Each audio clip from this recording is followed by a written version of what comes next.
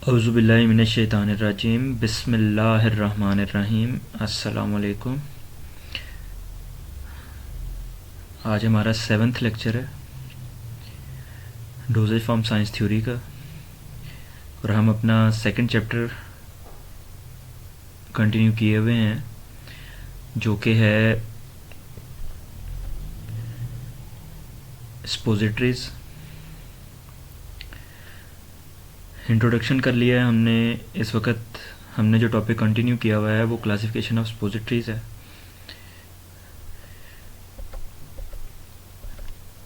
हमने शुरू में डिस्कस किया था कि तीन क्लासेस के अंदर हम डिवाइड करते हैं जितनी भी स्पोजिटरी बेसिस हैं उनको। पहली जो क्लास हमने पढ़ी है वो फैटी और ओलिजिनस बेसिस की थी। उसके बाद इस वक्त जो हमने कंटिन्यू की हुई है वो है water soluble and water miscible basis. इनको वाटर वाशेबल बेसिस भी बोला जाता है। ये काफ़ी हद तक हमने ये टॉपिक कवर कर लिया था, ये हेडिंग कवर कर ली थी। कुछ पोर्शन इसका रह गया था, तो जहाँ से रह गया था उसी पॉइंट से कंटिन्यू करते हैं।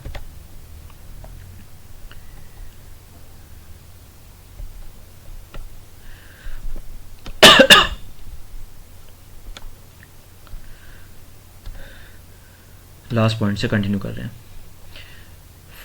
रिसेंट ईयर्स के अंदर फार्मासिस्ट को कॉल किया जाता है ताकि स्पोजिटरीज़ को बनाया जा सके हॉस्पिटल सेटिंग्स के अंदर। हॉस्पिटल के अंदर वो फॉर्मुलेशन आप कर रहे होते हैं जो या तो मार्केट में अवेलेबल नहीं होती या उस तरीके से अवेलेबल नहीं होती जिस तरह से आपको चाहिए। जैसे कि पीडियाट्रिक पेशेंट है, मार्केट में एडल्ट के लिए अवेलेबल है, वो डिज़ीज़ जिसको आप ट्रीट करना चाह रहे हैं वो होती है एडल्ट्स को है, लेकिन 1 in 1 लाख 1 in 2 लाख ऐसे पेशेंट हमारे पास आ जाते हैं कि जिनको पीडियाट्रिक पेशेंट को भी वो बीमारी हो जाती है। अब उसके लिए फार्मास्यूटिकल कंपनीज़ मेडिसिन नहीं बना रही, लेकिन आपने उस पेशेंट को ट्रीट करना है, तो उनके लिए हॉस्पिटल में ये चीज़ें बना ली जाती हैं। या फिर उस स्ट्रेंथ के अंदर वो चीज़ अवेलेबल नहीं है, मार्केट में अवेलेबल तो है वो सॉल्ट, उस स्ट्रेंथ के अंदर अवेलेबल नहीं है। या अगर मार्केट में वो सॉल्ट अवेलेबल है तो उस डोजेज फॉर्म में अवेलेबल नहीं है जिससे आप ट्रीट करना चाह रहे हैं। या अगर उस डोजेज फॉर्म के अंदर भी अवेलेबल है तो उस ख़ास रूट ऑफ एडमिनिस्ट्रेशन के लिए अवेलेबल नहीं है। ऐसी चीज़ों को स्मॉल स्केल के ऊपर हॉस्पिटल के अंदर तैयार कर लिया जाता है। ऐसी प्रिपरेशन को स्मॉल स्केल प्रिपरेशन या एक्सटेम्परेनियस प्रिपरेशन बोलते हैं। हॉस्पिटल्स के अंदर आजकल एक स्मॉल स्केल पे लेबॉर्ट्री बनाई जा रही है जहाँ पे रिक्वायर्ड डोजेज फॉर्म्स तैयार की जा सकती हैं। रिक्वायर्ड मेडिसिन जो कि एक ख़ास थेरेपी के लिए चाहिए हो एक ख़ास पेशेंट के लिए, वो बनाई जाती हैं उस पेशेंट के हिसाब से, जैसा कि फिजिशियन की तरफ से ऑर्डर किया जाए। तो स्पोजिटरीज़ भी आजकल ऑर्डर हो रही हैं एक्सटेम्पोरेनियसली। जो स्पोजिटरीज़ ज़्यादा बनाने को कहा जा रहा है फार्मासिस्ट को, उनमें एक है प्रोजेस्टेरोन विजाइनल स्पोजिटरीज। प्रोजेस्टेरोन विजाइनल स्पोजिटरीज जो हैं उनको प्री मेंस्ट्रुअल सिंड्रोम के अंदर यूज़ किया जाता है। इनको कॉमनली मोल्ड किया जाता है आइदर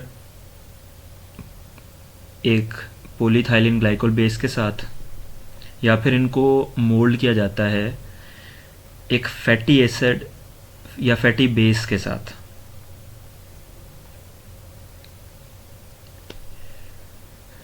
पॉलीथाइलिन ग्लाइकोल स्पोजिटरीज जो हैं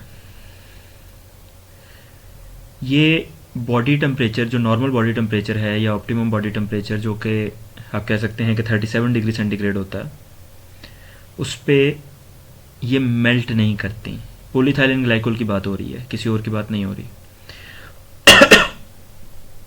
पॉलीथाइलिन ग्लाइकोल सपोजिटरीज हैं, ये बॉडी टेम्परेचर के ऊपर मेल्ट नहीं होती, बल्कि ये बॉडी फ्लूइड के अंदर डिज़ोल्व होती हैं। बॉडी फ्लूइड जो साइट ऑफ एक्शन के ऊपर अवेलेबल है, जो उस स्पेशल बॉडी ऑरिफिस के अंदर अवेलेबल है। तो इन सपोजिटरीज के लिए जो बेस बनाई जाती है, उनके लिए उनकी फॉर्मुलेशन इस तरह नहीं होनी चाहिए कि, या आप जो बेसिस का कम्बिनेशन यूज़ कर रहे हैं वो इस तरह का नहीं होना चाहिए कि ये बेस, ये जो सपोजिटरी है वो बॉडी टेम्परेचर पे मेल्ट हो जाए, क्योंकि ये रिक्वायरमेंट ही नहीं है हमारी। ये प्रॉपर्टी अगर आप अचीव कर लेते हैं कि ये बॉडी टेम्परेचर पे मेल्ट ना करे बल्कि स्लोली डिज़ोल्व करे, तो ये property not only permit a slow release of the medication from the base, ना सिर्फ ये प्रॉपर्टी ना सिर्फ परमिट करती है मेडिकेशन के स्लो रिलीज़ को बेस में से सपोजिटरी के इंसर्शन के बाद, बल्कि इससे हमें स्टोरेज के दौरान भी फ़ायदा होता है। कन्वीनियंटली हम स्टोर कर सकते हैं नॉर्मल रूम टेम्परेचर के ऊपर और विदाउट रेफ्रिजरेशन।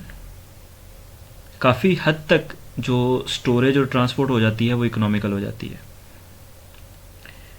और किसी किस्म का फेयर नहीं होता कि ये स्टोरेज के दौरान या ट्रांसपोर्ट के दौरान ये सपोजिटरी है वो सॉफ्टन हो जाएगी, या वार्म वेदर के अंदर ये सॉफ्टन हो जाएगी। जबकि अगर आप कोका बटर बना रहे हैं सपोजिटरीज, तो वो लाजमी तौर पे सॉफ्टन हो जाएंगी।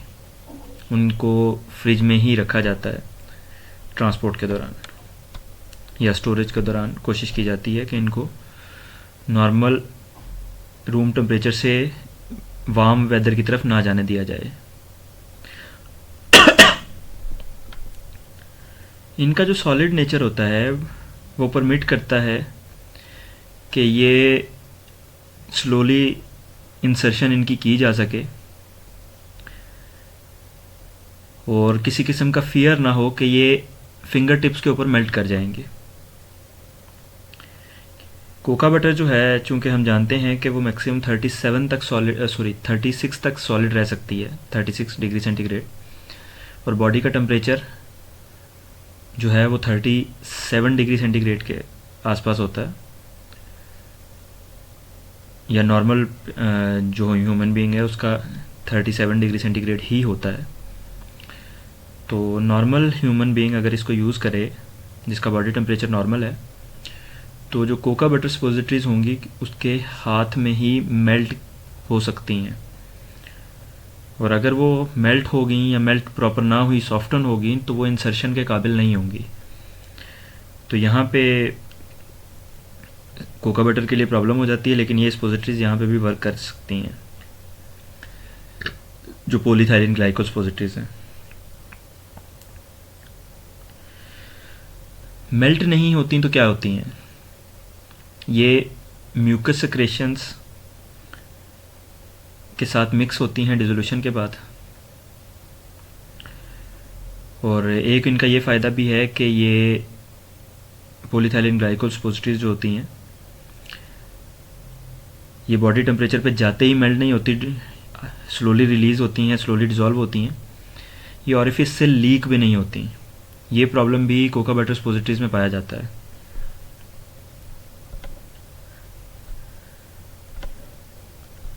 पॉलीथाइलिन ग्लाइकोल सपोजिटरीज जो हैं,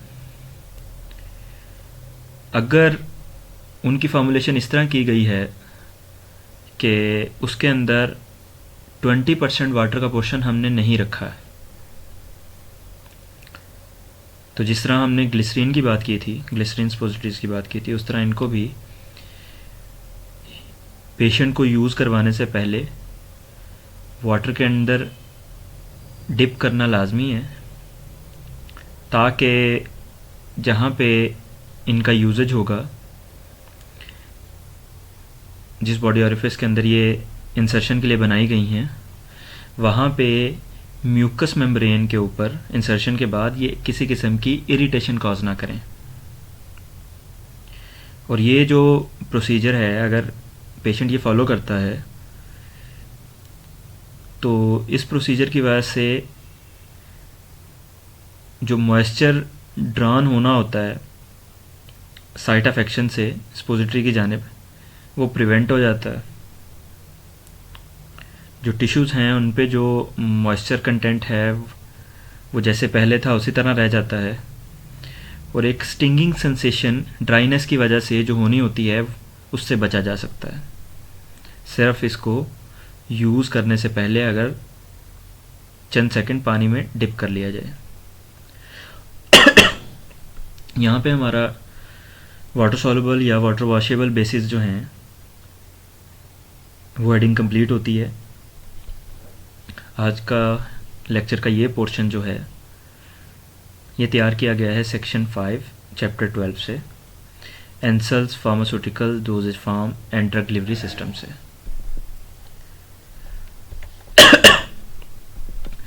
थर्ड और लास्ट कैटेगरी जो है वो है मिसलेनियस बेसिस। मिसलेनियस बेसिस का जो ग्रुप है इसमें हमारे पास मिक्सचर्स होते हैं ओलिजिनस बेसिस के और वाटर सॉल्युबल या वाटर वॉशेबल या वाटर मिसिबल बेसिस के। मतलब अभी जो पहले हमने कैटेगरीज दोनों पढ़ी हैं इन दोनों के मिक्सचर होते हैं इसके अंदर। तो जो प्रॉपरली किसी एक कैटेगरी के अंदर नहीं रखी जा सकती, किसी एक क्लास के अंदर नहीं रखी जा सकती, पहली दो में से थे, उनको यहाँ पे हम थर्ड कैटेगरी के अंदर रख लेते हैं, थर्ड क्लास के अंदर रख लेते हैं।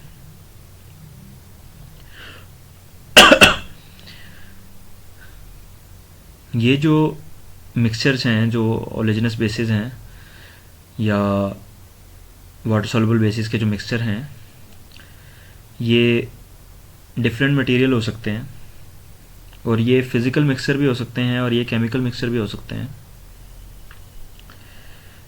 कुछ प्री फॉर्म्ड इमल्शंस होती हैं जो पहले से इमल्शन की फॉर्म में मौजूद होती हैं। बेसिस जो हैं वो हमारे पास इमल्शन की फॉर्म में मौजूद होती हैं। जनरली ये वाटर इन ऑयल टाइप होती हैं या फिर ये कैपेबल होती हैं कि ये डिस्पर्स हो सकें एक्वस फ्लूइड के अंदर।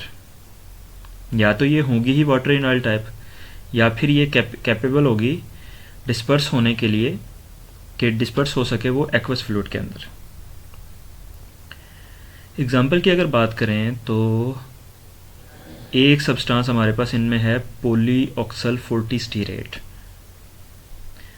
पॉलीऑक्सल फोर्टीस्टीरेट जो है वो एक सरफेस एक्टिव एजेंट है, सर्फेक्टेंट है, जिसको एम्प्लॉय किया जाता है नंबर ऑफ़ कमर्शियल स्पोजिटरी बेसिस के अंदर। जिस तरह हमने वो विकोबी बेस पढ़ी है, वाइट एप्सोल बेस पढ़ी है, इस तरह की बहुत सारी कमर्शियल बेसिस को बनाने के लिए पॉलीऑक्सल फोर्टीस्टीरेट यूज़ किया जाता है।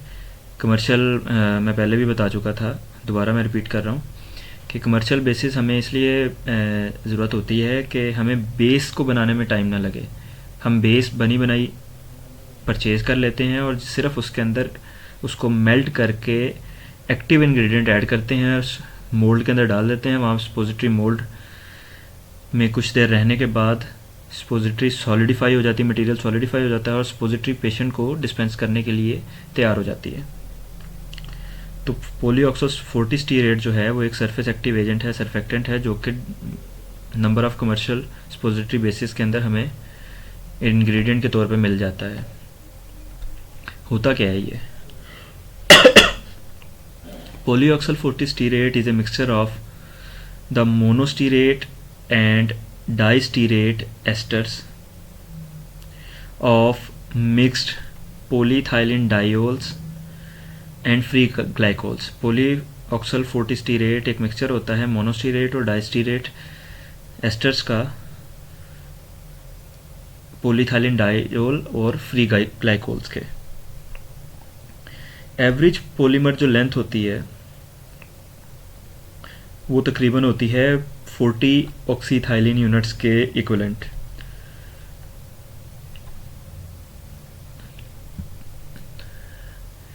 अगर अपीयरेंस की बात की जाए या फिज़िकल करेक्टरिस्टिक्स की बात की जाए तो ये जो सब्सटेंस है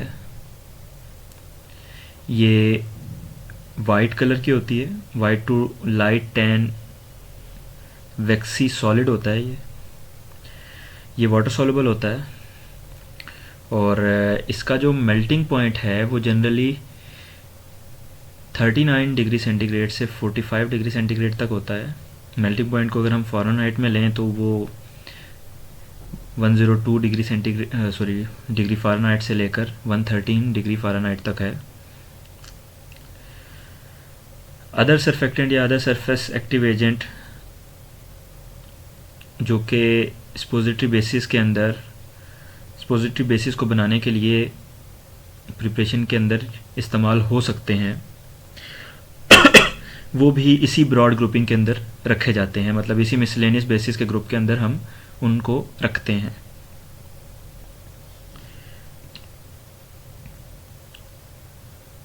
mixtures of many fatty basis including cocoa butter with emulsifying agents capable of forming water in oil emulsion have been prepared। ऐसी चीज़ें भी जो कि मिक्सचर्स से मिलकर बने, चाहे उसके अंदर कोका बटर ही हो और डिफरेंट इमल्सिफाइंग एजेंट हो और जो कि वाटर इन ऑयल इमल्शन बनाने की कैपेबिलिटी रखती हों, वो तमाम की तमाम चीज़ें भी हम इसी ग्रुप के अंदर रखते हैं, चाहे वो नेचर उनका फैटी ही है।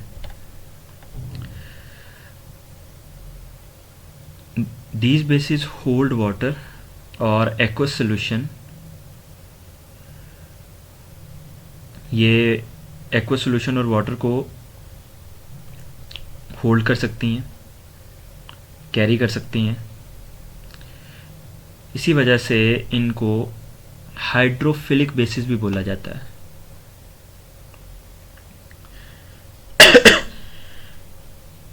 यहाँ पे हमारी जो स्पोजिटरी बेसिस की क्लासिफिकेशन है वो मुकम्मल होती है।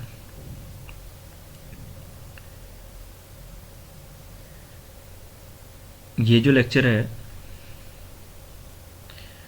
ये तैयार किया गया है section 5 chapter 12 Ansel's pharmaceutical dosage forms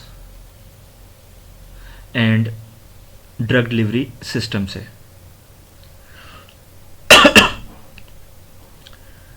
इससे ये हमारा इस वीक का 3rd रिकॉर्डेड लेक्चर है। ओवरऑल तो ये 7th है। इसके बाद का जो लेक्चर होगा वो जो भी हमें एसओपीज़ यूनिवर्सिटी की तरफ से मिले हैं उसके मुताबिक वो ऑनलाइन होगा जूम पे। उसकी वीडियो भी मैं लगा दूंगा LMS के ऊपर ही जैसे ही वो अपलोड होगी। और उसके बारे में मैं पहले भी बता चुका हूँ कि वो दोनों क्लासेस का अलग-अलग होगा और टाइम टेबल को हम फॉलो करेंगे।